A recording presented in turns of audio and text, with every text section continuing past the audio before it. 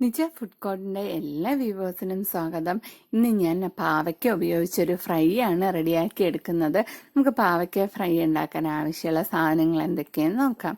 അതിനായി ഞാനിതാ 2 ചെറിയ സൈസ് പാവയ്ക്ക വട്ടത്തിൽ അരിഞ്ഞതാണ്. അകത്തുള്ള സീഡ്സൊക്കെ ഒന്ന് മാറ്റിയിട്ട് കനം കുറച്ച് കട്ട് ചെയ്ത് വെച്ചിരിക്കുന്നതാണ്. ഈ സൈസിനാണ് നമ്മൾ കട്ട് ചെയ്യേണ്ടത്. പിന്നെ വേണ്ടത് അരിപ്പൊടി, മൈദാമാവ്, ഉപ്പ്, മഞ്ഞൾപ്പൊടി, മുളക് പൊടി, തൈര്, ഇഞ്ചി, വെളുത്തുള്ളി ഒന്ന് മിക്സിയിൽ ചതച്ചെടുത്തതാണ്. ഇത്രയും സാധനം ഉപയോഗിച്ചിട്ടാണ് നമ്മുടെ പാവയ്ക്ക ഫ്രൈ റെഡിയാക്കി എടുക്കുന്നത്.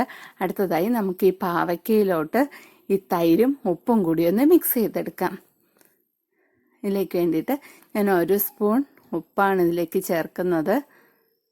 പിന്നെ വേണ്ടത് ഒരു 3-4 സ്പൂൺ കണക്കിന് തൈരാണ്. ഞാൻ പുളിയില്ലാത്ത തൈരാണ് എടുക്കുന്നത്. ഒരു 4 സ്പൂൺ അളവിന് നമുക്ക് തൈരും കൂടി ചേർത്ത് കൊടുക്കാം.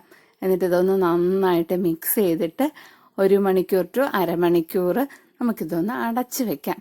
അപ്പോഴത്തേക്ക് നമ്മുടെ പാവയ്ക്കയിലൊക്കെ നന്നായിട്ട് ഉപ്പും തൈരും ഒക്കെ ഒന്ന് പിടിച്ച് കിട്ടും. അതോടൊപ്പം തന്നെ നമ്മുടെ പാവയ്ക്കയില കയ്പും മാറിക്കിട്ടും. അതിലേക്ക് വേണ്ടിയിട്ടാണ് ചെയ്യുന്നത്. അരമണിക്കൂർ ഞാൻ അടച്ച് വെച്ച പാവയ്ക്കയാണിത്.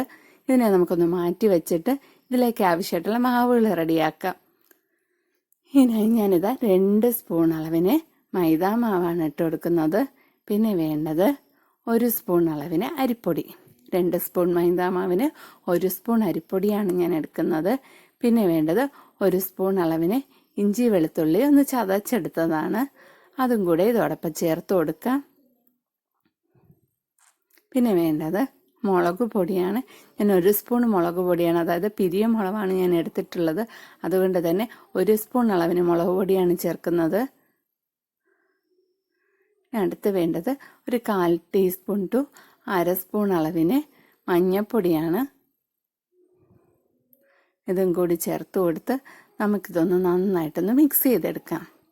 നമ്മൾ നന്നായിട്ടൊന്ന് മിക്സ് ചെയ്ത ശേഷം നമുക്ക് കുറേശ്ശെ വെള്ളവും കൂടി ഒഴിച്ചു കൊടുത്ത് മിക്സ് ചെയ്തെടുക്കാം.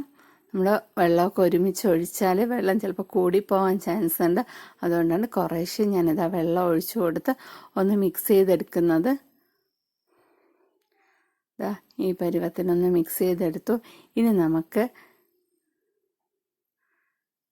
നന്നായിട്ടതായി. ഞാനിതിൽ വേറെ ഉപ്പ് ചേർത്തിട്ടില്ല, കാരണം നമ്മുടെ ഇതിൽ നിന്ന് ഇറങ്ങി വന്ന ഉപ്പിൻ്റെ നീരിൽ നിന്നും തൈരിൽ നിന്നുമുള്ള മിക്സും കൂടി ഒഴിച്ചിട്ടാണ് ഞാനിത് മിക്സ് ചെയ്തെടുക്കുന്നത്. ഇനി ഇതിലേക്ക് നമുക്ക് കുറേശ്ശെ പാവയ്ക്ക ഇട്ട് കൊടുത്ത് നന്നായിട്ട് മിക്സ് ചെയ്ത് ഒരു 10 മിനിറ്റ് അടച്ച് വെക്കാം. ഇനി നമുക്ക് ഗ്യാസ് കത്തിക്കാം. ഗ്യാസ് കത്തിച്ച് പാൻ വെച്ചു. പാൻ ഒന്ന് ചൂടായി കഴിയുമ്പോഴത്തേക്ക് കുറച്ച് ഓയിൽ ഒഴിച്ചു കൊടുക്കാം. ഞാനിവിടെ സൺഫ്ലവർ ഓയിലാണ് ഉപയോഗിക്കുന്നത്. സൺഫ്ലവർ ഓയിലൊന്ന് ചൂടായ ശേഷം നമുക്ക് ഈ പാവയ്ക്കയുടെ ഓരോ പീസസും എണ്ണയിലോട്ടൊന്ന് ഇട്ട് കൊടുക്കാം. എല്ലാം കൂടി ഒരുമിച്ചിട്ട് കൊടുത്താൽ തമ്മിൽ ഒട്ടിപ്പോവും. അതുകൊണ്ടാണ് ഞാൻ ഓരോ പീസസായിട്ട് ഇട്ട് കൊടുക്കുന്നത്. നമ്മുടെ എണ്ണ നന്നായിട്ട് ചൂടായ ശേഷം നമ്മുടെ ഫ്ലെയിം കുറച്ച് വെച്ചിട്ട് വേണം ഈ പീസസ് എണ്ണയിലോട്ട് ഇട്ട് കൊടുക്കാൻ വേണ്ടിയിട്ട്. ഇല്ലാന്നുണ്ടെങ്കിൽ പെട്ടെന്ന് കരിഞ്ഞു പോകും.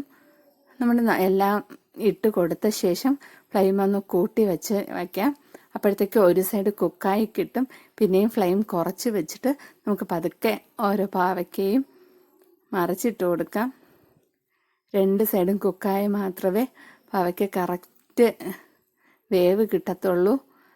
നമ്മുടെ പാവയ്ക്ക റെഡിയായി കഴിഞ്ഞു. നമുക്കിത് കോരി മാറ്റാം. ഈ സമയത്തും കുക്കായ ഉടനെ തന്നെ നമുക്ക് ഫ്ലെയിം കുറച്ച് വെക്കണം. എന്നിട്ട് നമുക്ക് പാവയ്ക്കയൊക്കെ കോരി മാറ്റാം.